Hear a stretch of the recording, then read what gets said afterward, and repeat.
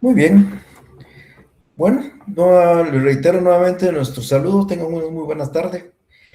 El día de hoy vamos a abordar el último tema de juicio ordinario. El otro martes y jueves, si nos da la oportunidad, pues estaremos abordando formas anormales de dar fin al proceso y medios de impugnación. O si podemos avanzar algo hoy, pues igual de hacerlo. Estaba preparando y ese fue el problema que tuve para algunos que no pudieron y los excluí completamente de su calendario de Google. Era porque estaba programando el examen y cometí un error. Pero bien, en el transcurso de estos días estaré enviándoles a ustedes el enlace del examen. Es un enlace distinto al que hemos utilizado y les voy a estar enviando el enlace para su examen final del día 21. Como les he mencionado, un par de días antes enviaré algunas instrucciones y el día del examen igual vamos a dar algunas instrucciones. Pero solamente les recuerdo de que la prueba del examen final comprende todo lo que hemos visto hasta el jueves de la semana entrante. Entonces van a venir preguntas de cualquier naturaleza. Vamos a hacer el examen similar al que hicimos en el segundo parcial. Me refiero en cuanto a que me van a abrir su pantalla, vamos a trabajar con las pantallas abiertas y los vamos a cerrar hasta que el examen concluya. Pero bien, esas instrucciones estarán en su oportunidad. Ya entrando un poquito de materia, solamente les trato de recordar a ustedes que hemos abordado todo el juicio ordinario desde la demanda. Expliqué en alguna oportunidad qué era la demanda. Luego hablamos del emplazamiento, los 9 días que se le dan al demandado, la posibilidad de plantear excepciones previas entre los primeros 6 días, expliqué qué eran las excepciones previas, cuál es el trámite de las excepciones previas, y luego entramos a las actitudes del demandado donde se puede allanar o puede contestar la demanda en sentido negativo. La contestación negativa a la demanda, cuando se expresa, conlleva también la posibilidad de plantear excepciones perentorias. Explicamos qué eran las excepciones perentorias y su diferencia con las previas. Y también hablamos un poco de la reconvención. Ya cuando existe una contestación negativa a la demanda, entramos a la fase de prueba. Saben ustedes que el juicio ordinario tiene 30 días de prueba, dentro de las cuales se va a desarrollar todo lo que es el procedimiento probatorio, empezando por el ofrecimiento que se hace en la demanda de la contestación, la proposición y el diligenciamiento. Hablamos de 7 medios de prueba, expliqué lo que es la declaración de parte, la declaración de testigos, el dictamen de expertos, el reconocimiento judicial, documentos, medios científicos de prueba y presunciones. De hecho, hemos trasladado y hemos tratado de que ustedes vayan captando con los mismos laboratorios que les hemos compartido. Estos laboratorios relativamente son sencillos, sí, pero se han hecho para ver efectivamente si ustedes han entendido algo. Por favor, espero, si ustedes lo desean el día de hoy o en cualquier día de los que están pendientes, pues puede recibir preguntas de algunas dudas que tengan en relación a los laboratorios, en relación al tema. Inclusive tengo programado, si es que nos da el tiempo, que la última sesión de clases, es decir, la de hoy en 8, podamos hacer preguntas y respuestas, dedicamos un tiempo prudencial para cualquier duda que ustedes tengan en relación a lo que hemos visto y hemos abordado. Los temas que están acá, para los que tienen mi libro, están ahí regulados exactamente como los hemos estado explicando y en el mismo orden para que ustedes, si ustedes quieren apoyarse en la lectura de ese libro, pues ahí también encontrarán los temas que hemos abordado. Y para aquellos que no, pues ya saben que el motivo de la evaluación va a ser lo que hemos dado en clase y lo que aparece, por supuesto, en su código procesal civil y mercantil, que viene siendo la bibliografía más importante. Pero bien, ya cuando termina el periodo de prueba, cuando ya concluyen los 30 días de prueba, el secretario le hace constar que concluyó el periodo de prueba, esto ya se hace el día 31, por supuesto, y se le hace ver al juez qué medios de prueba fueron aportados. Recuérdense que aportados son los medios de prueba que fueron ofrecidos, propuestos y diligenciados. Y entonces el secretario le hace al juez un listado de lo que se aportó, de los medios de prueba que se aportó, y ya basado con eso, pues entonces el juez va a proceder a señalar día y hora para la vista. Esta etapa de que el secretario hace constar es simplemente un informe que le da al secretario del juez, le indica, señor juez, se le informa que el periodo de prueba del juicio ha concluido y dentro del proceso fueron aportados los siguientes medios de prueba y el secretario hace un resumen para que el juez sepa qué medios de prueba, insisto, fueron ofrecidos, fueron aportados y fueron diligenciados. No es que le diga qué medios de prueba fueron ofrecidos o aquellos que solo fueron ofrecidos y fueron propuestos, no, los que fueron ofrecidos, propuestos, y el juez los incorporó legalmente al proceso. Solo de esos medios de prueba el secretario va a dar cuenta al juez. Y ya con eso, entonces el juez va a señalar de oficio un día y hora para la vista, que ya les explicaba yo en un principio de la clase, que son dentro de los 15 días siguientes. O sea que si hoy estamos hablando que estamos en 7 de mayo, pues tenemos que hacer un cálculo de 15 días aproximadamente para poder para poder señalar un día y hora para la vista. Pero, ¿qué es eso, el día y hora para la vista? Pues no es ni más ni menos que el día en que técnicamente el juez pide el expediente y lo pone en su escritorio para comenzar a analizarlo. Recuérdense que nuestro proceso es escrito. Recuérdense que la demanda fue escrita, las pruebas fueron escritas, todo ha sido por escrito.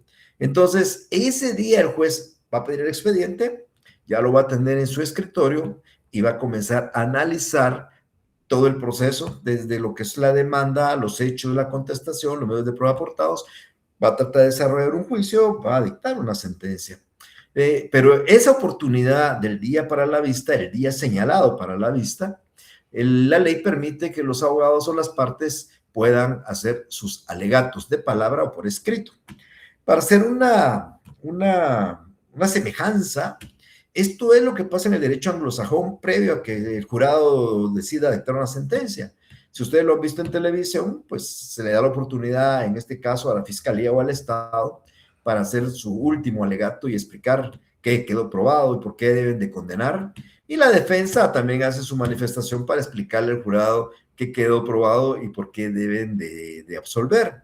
En el proceso, aquí ustedes ese día, si ustedes lo desean, no es una etapa que ustedes obligadamente deban de cumplir, si no cumplen tienen alguna repercusión, no va a tener ninguna repercusión, pero es el momento en que ustedes le pueden decir al juez, mire señor juez, si usted analiza las pruebas A, B y C, con eso yo demostré esto y esto y explicarle por qué tiene que acoger lo que ustedes quieren y no lo que quiere la otra parte.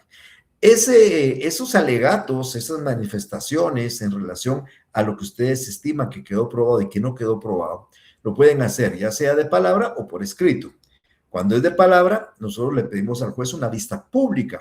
Y cuando es por escrito, pues ustedes solo presentan por escrito el día de la vista y lo presenten y el juez lo va a incorporar al proceso y lo va a tener presente al momento de dictar sentencia. Entonces, concluido el periodo de prueba, el secretario lo hace constar, el juez señala de oficio entre los 15 días siguientes el día para la vista y ya está el pendiente de dictar ya la sentencia. Ya tiene el expediente, ya tiene las manifestaciones o los alegatos que han presentado las partes, si es que así lo quisieren. El alegato, como lo estoy poniendo acá, es una exposición que vamos a hacer razonada, donde vamos a decir nosotros exponer por qué procede o por qué no procede nuestra pretensión. Insisto, manifestándole al juez los medios de prueba que a nuestro criterio demostraron X, Y, Z cosa o que no demostraron X, Y, Z cosa. Y basado en eso, ustedes le están abriendo o explicándole al juez por qué tiene que hacerlo. Eso es lo que son los alegatos y perdonen que insista, pero no es una cuestión que si ustedes no lo presentan tiene alguna repercusión, no tiene ninguna repercusión en cuanto a eso. Entre esos alegatos y la sentencia es posible, es una opción, no es una obligación, porque ya lo dije alguna vez, es una opción, perdón, se me fue aquí esto.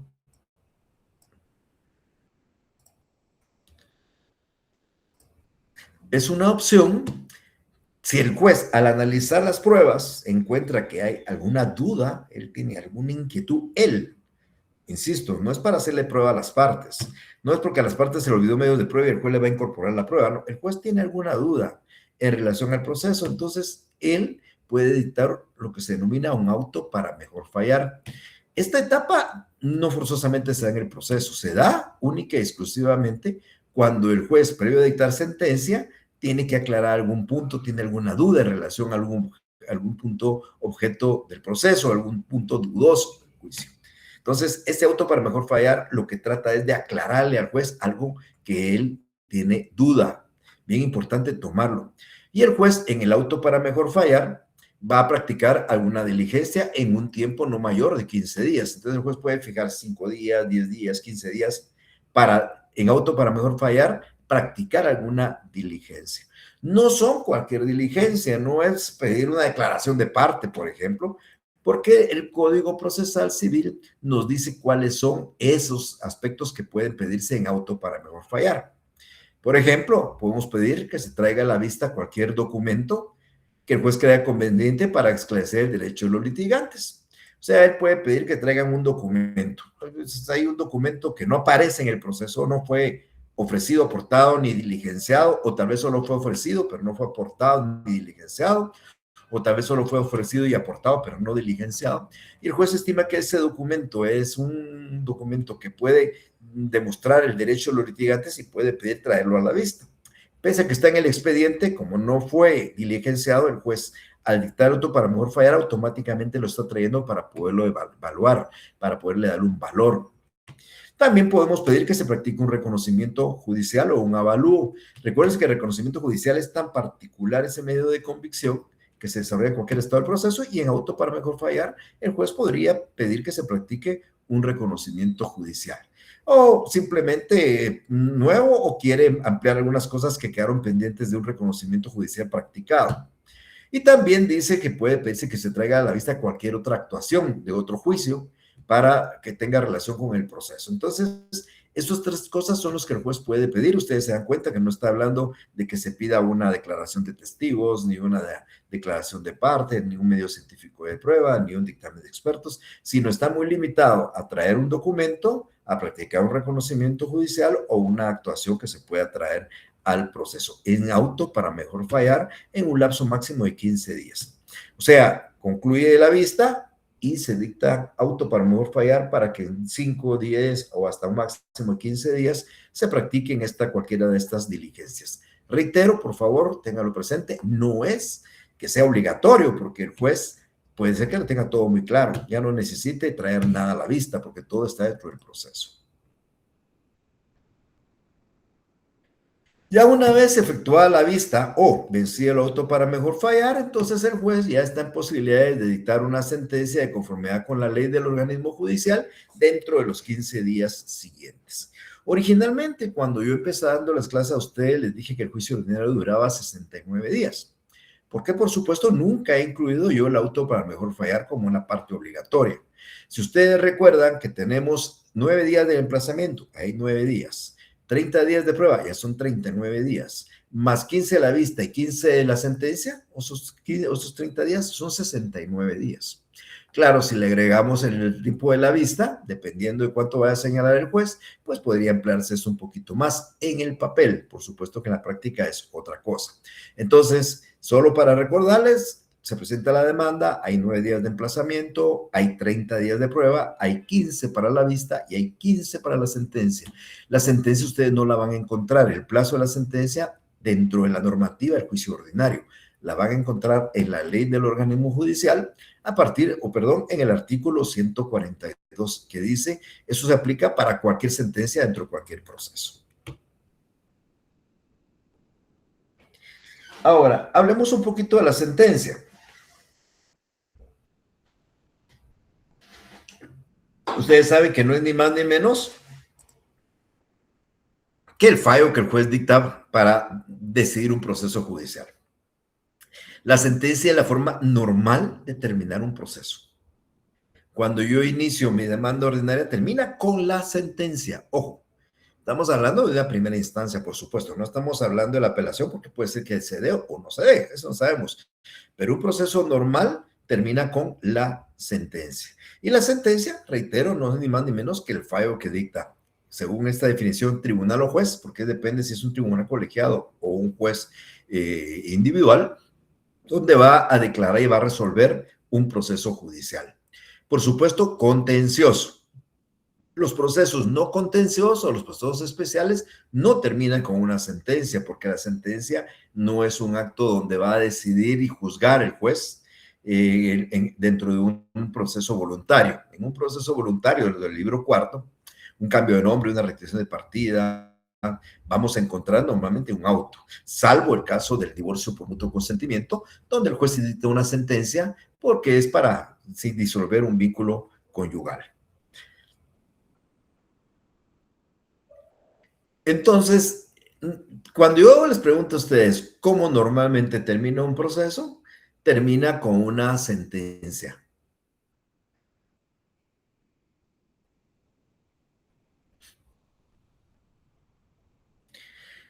Vamos a hablar de algunas clases de sentencia. De hecho, cuando yo hablo de clases de sentencia, estas no es que se excluyan unas de otras, de hecho son complementarias, pero voy a explicar qué clases de sentencias van a haber. Por ejemplo, para empezar, en relación a la forma de las sentencias, vamos a encontrar que puede haber una sentencia escrita o una sentencia oral. Ustedes saben que el proceso civil nuestro hay un proceso oral. Entonces, pero es bien importante aclarar, las sentencias en nuestra legislación todas son escritas. En el juicio oral podría el juez dictar una sentencia oral, pero tiene que quedar plasmado en una sentencia escrita. ¿Por qué razón? Porque, ojo, las sentencias condenatorias, esos documentos que contienen una condena, son títulos de ejecución. No puede quedarse en una cuestión verbal, debe estar amparado en una cosa escrita. Entonces, en términos generales, por su forma, las sentencias, si bien eso es cierto, pueden ser escritas o orales, en nuestra legislación las sentencias se desarrollan y se hacen en forma escrita, atendiendo a la forma. Un juicio ordinario termina con una sentencia escrita, un juicio sumario con una sentencia escrita, el juicio oral contiene una sentencia escrita, el arbitraje contiene un laudo arbitral escrito y el juicio ejecutivo, como vamos a ver oportunamente, igual que las ejecuciones especiales, tienen sentencias escritas, pero puede existir sentencias orales. Y como le digo, en el juicio oral podría dictarse en forma verbal, pero habrá que plasmarlo por escrito. De ahí vamos a encontrar sentencias dependiendo o atendiendo a la posibilidad de impugnación. Miren, las sentencias son firmes, son ejecutoriadas cuando ya no cabe ningún solo recurso. Cuando hay una sentencia donde ya no cabe recurso alguno, se dice que es una sentencia firme o sentencia ejecutoriada. Quiere decir que es una sentencia que ya se puede ejecutar. Mientras la sentencia no sea firme, porque permite recursos, vamos a llamarle una sentencia recurrible. Por ejemplo, las sentencias de primera instancia, todas son recurribles. Todas las sentencias dictadas en primera instancia permiten plantear la apelación. Entonces, cabe el recurso de apelación. Son recurribles a través del recurso de apelación. Pero, por ejemplo, si se pasan los 3 días del recurso de apelación y no se interpone, la sentencia se convierte en una sentencia firme. Las sentencias de segunda instancia son recurribles en relación a que pueden plantearse aclaraciones o ampliaciones, pero una vez ya no se plantean o una vez ya se resuelven, queda automáticamente firme. Sin embargo, por ejemplo, hay sentencias de segunda instancia, en el caso de los ordinarios, que son recurribles también a través de la casación. Por consiguiente, ahí todavía 15 días que habría que esperar para ver si no es factible que alguien pueda ir a plantear la casación como último recurso. También es importante señalarles, porque esto quiero que ustedes lo conozcan, que si bien es cierto, se hoy habla mucho del amparo y el amparo lo utilizan cuando ya uno pierde la segunda instancia y van a un amparo, este no es un recurso. El amparo es una acción constitucional que deviene cuando la persona del amparista cree que se le ha violado un derecho constitucional, pero utiliza mucho el amparo, e insisto, no es una nueva instancia, el amparo no es un recurso ordinario, el amparo de por sí no es un recurso, el amparo es una acción constitucional, igual que hay una acción ordinaria, una acción sumaria y una acción de amparo, de esa misma manera. Yo planteo un juicio ordinario por algo porque pretendo algo y en una acción de amparo la planteo porque siento que me han violado una disposición constitucional que me ampara y quiero que se corrija por el Tribunal Constitucional. Entonces, vamos a encontrar sentencias impugnables o recurribles, aquellas que todavía permiten un recurso o un remedio, y vamos a encontrar sentencias firmes, aquellas que ya no permiten nada porque ya se agotaron todos o porque ya pasaron el tiempo estipulado para poder plantear cualquier medio de impugnación. También por sus resultados podemos hablar de sentencias condenatorias y absolutorias. Normalmente el juez va a condenar a alguien o puede absolverlo. La demanda va dirigida en contra del demandado. Cuando declara con lugar la demanda es porque condena al demandado. Y cuando declara sin lugar la demanda es porque absuelve al demandado. Entonces las sentencias o condenan o absuelven. Eso no creo que sea ningún inconveniente, nosotros para entender, pero hay sentencias donde condenan, y cuando digo condena no es que sea una sentencia de condena y que fija una obligación, porque condenar implica, por ejemplo, declarar el divorcio a alguien que fue el culpable del divorcio, o es condenarlo a que hay un divorcio por culpa de él. Pero entonces las sentencias condenatorias son aquellas que se declaran con lugar en relación a la pretensión del actor, y absolutorias aquellas que se declaran sin lugar porque lógicamente benefician al demandado, lo absuelven. Luego tenemos sentencias por su contenido. Eso ya más o menos lo he explicado cuando hablamos de la acción y hablamos del proceso y hablamos, en algún momento hablé de acciones declarativas, constitutivas y de condena, y hablé de procesos declarativos, constitutivos y de condena. Pues las sentencias también son declarativas, constitutivas y de condena. La sentencia declarativa, al igual como di los ejemplos en su oportunidad, es aquella que simplemente declara un derecho que ya existe. Cuando dos personas están peleando la propiedad de algo, el juez dice quién es el propietario. El derecho ya lo tiene. No es que le crean algo nuevo. Él es el propietario, el juez está reafirmando, usted es el propietario, no es él. Usted es el dueño y no es él. Y entonces allá es una simple declaración. Ahora, cuando la sentencia es constitutiva es porque crea algo nuevo. La sentencia que declara con lugar el divorcio automáticamente convierte a los cónyuges en solteros. En la sentencia que declara con lugar la paternidad, declara al demandado padre cuando no lo era. Y cuando la sentencia que declara con lugar la impugnación de la paternidad, le quita la calidad de padre a aquel que lo era, dejándolo ya no siendo padre. O la sentencia que declara una unión de hecho, o la sentencia que constituye una servidumbre de paso, son sentencias constitutivas. Y las más famosas, sentencias más fáciles de entender y las sentencias que nos van a servir en su oportunidad para una ejecución son las sentencias de condena. Aquellas sentencias que fijan una obligación. Se condena a pagar, se condena a dar, se condena a hacer, se condena a no hacer. Esa sentencia es una sentencia de condena. Diría yo que en cierta forma todas las sentencias llevan una parte de condena, porque hay una parte dentro de la sentencia que hace una condena en costas, entonces ya ahí hay una condena, pero no me refiero a esa condena en costas, que eso es accesorio, normalmente siempre hay una condena en costas.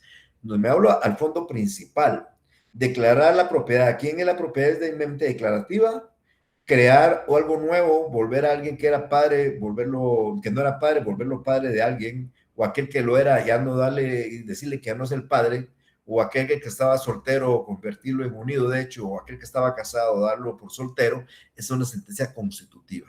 Y aquella sentencia que condena a pagar una cantidad de dinero de daños y perjuicios, condena a hacer entrega de un vehículo que se debía, condena a una obligación de constituir una servidumbre de paso, viene siendo una sentencia de condena que conlleva obligación de dar, hacer o no hacer.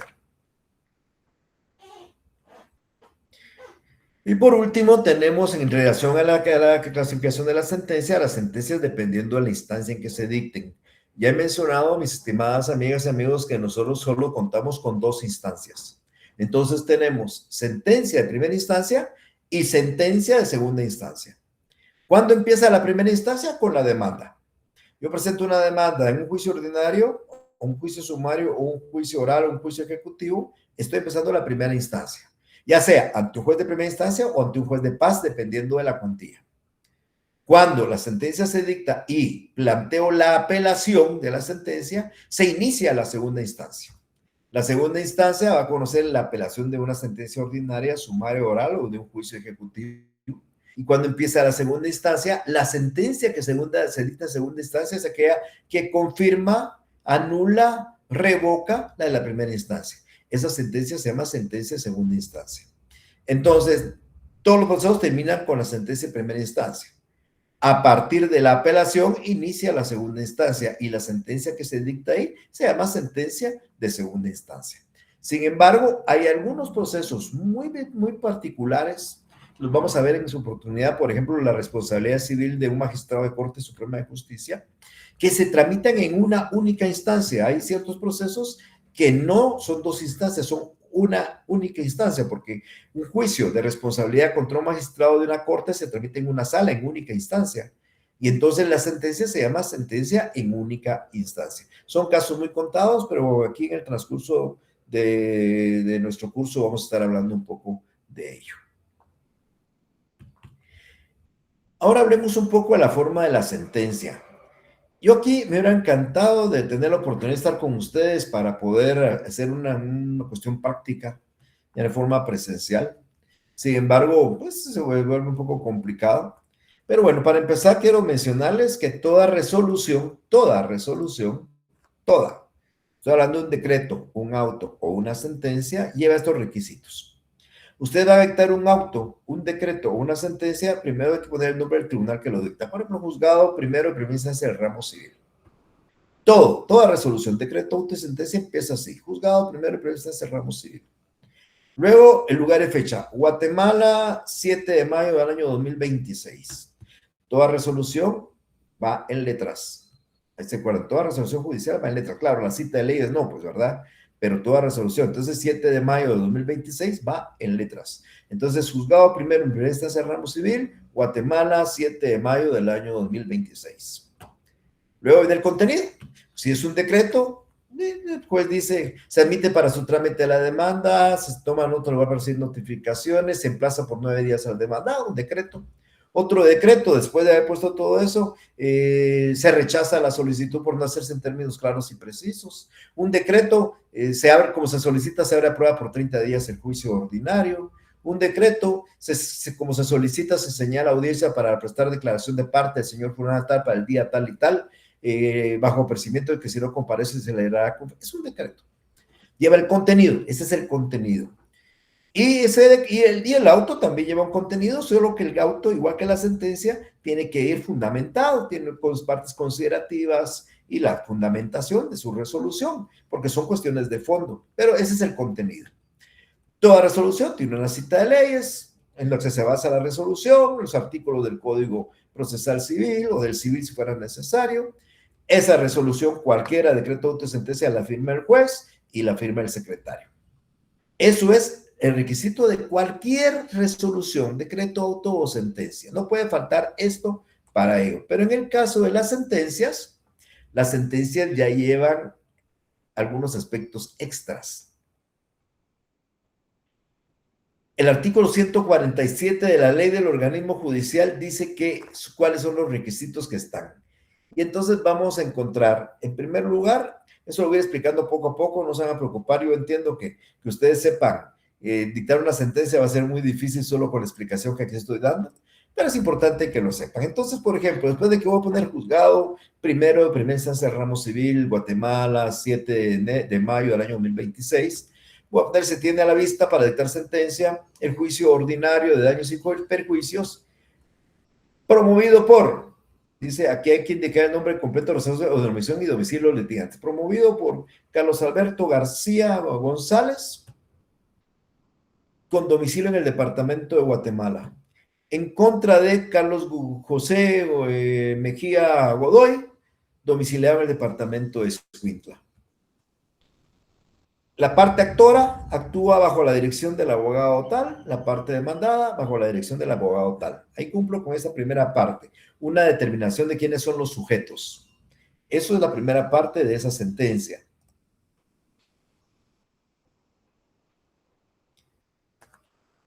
Luego pongo en la misma sentencia, el presente proceso es un proceso de conocimiento.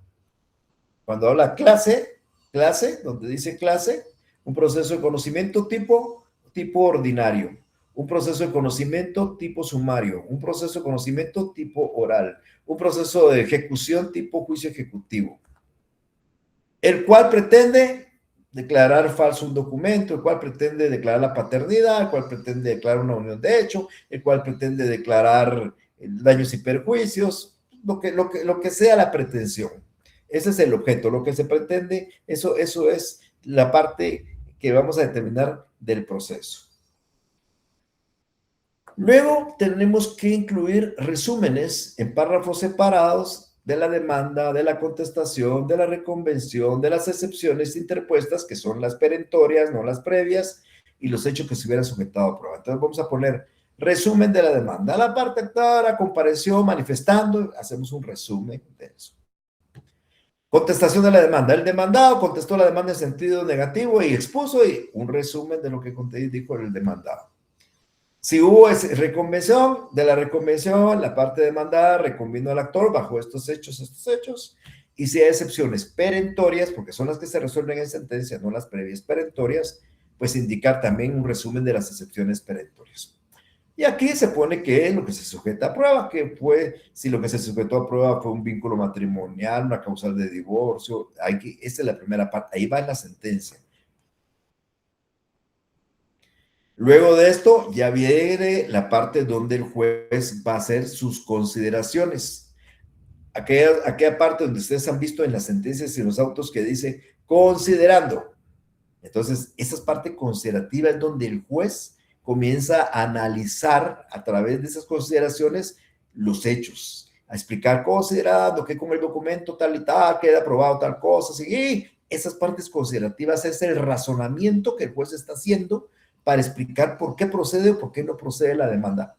Aquí es donde el juez le da un valor a las pruebas. Aquí dice, considerando que el documento tal, que es un documento público, produce plena prueba, con eso se establece tal y tal cosa. Considerando que con las declaraciones de los testigos A y B se logró determinar de ahí lo va explicando el juez. Ahí mismo explica los fundamentos de derecho, analiza las leyes sustantivas. Esa es la parte medular y más importante de la sentencia, porque lo otro han sido resúmenes.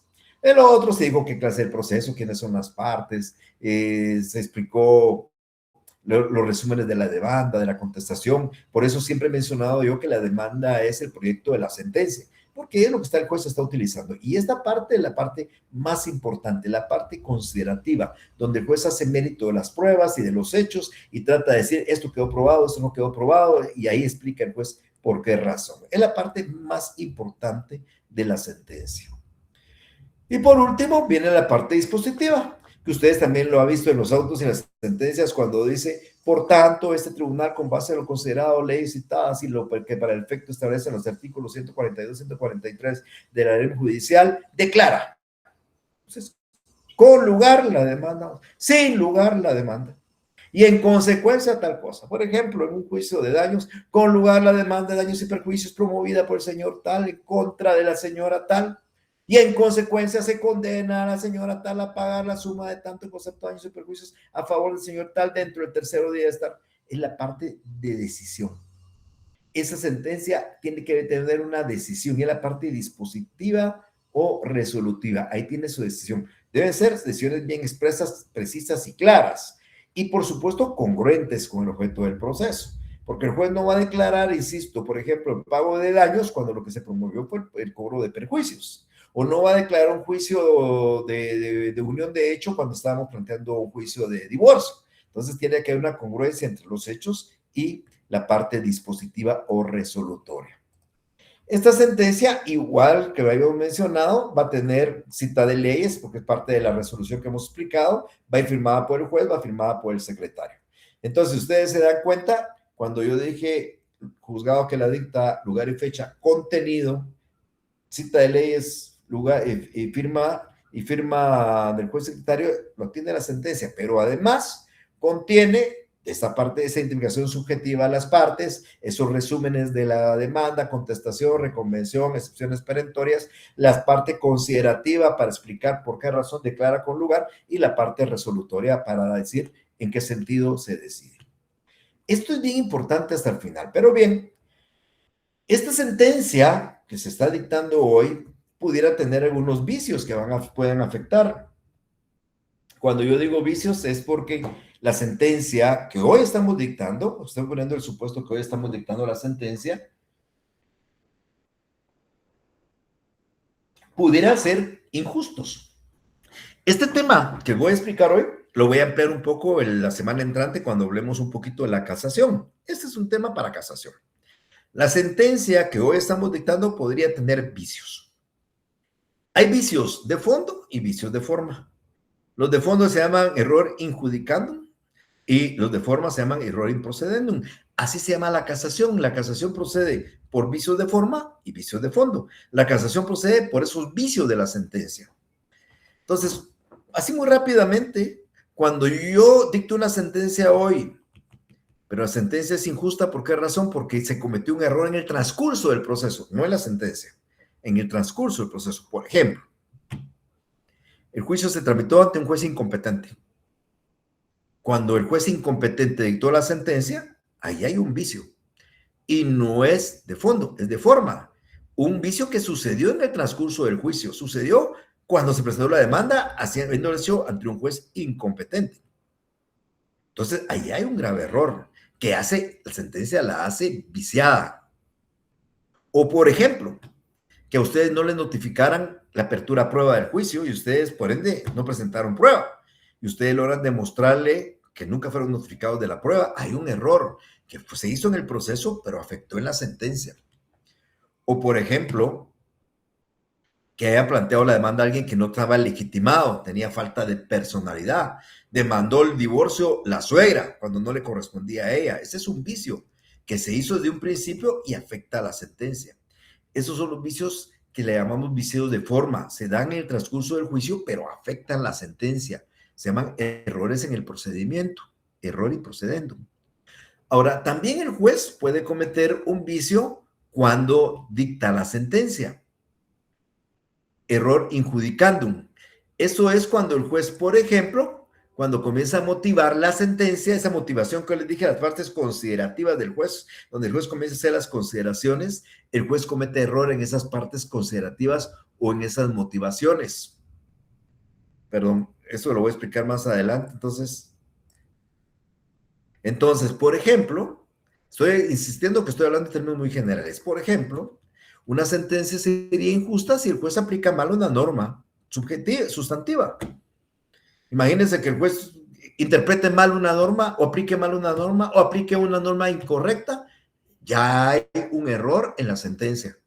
El juez, por ejemplo, aquí voy a poner un ejemplo de la otra semana para que a ustedes les quede un poquito más claro, pero el juez interprete mal una norma. El juez interpreta mal la norma y según ustedes la norma no debe interpretarla así, pero él la interpretó mal y como la interpretó mal, falló mal.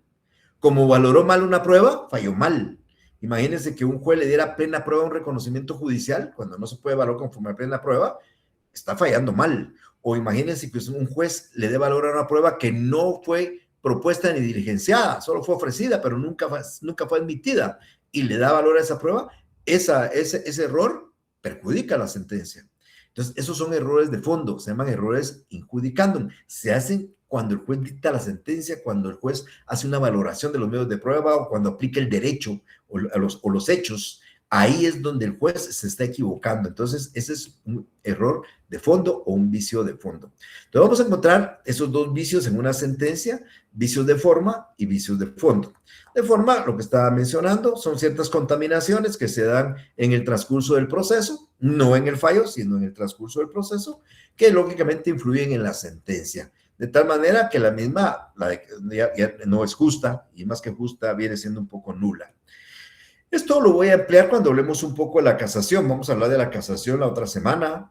Miren, hablar de casación implicaría una maestría, por lo menos. Hay doctorados en casación, pero una maestría en casación.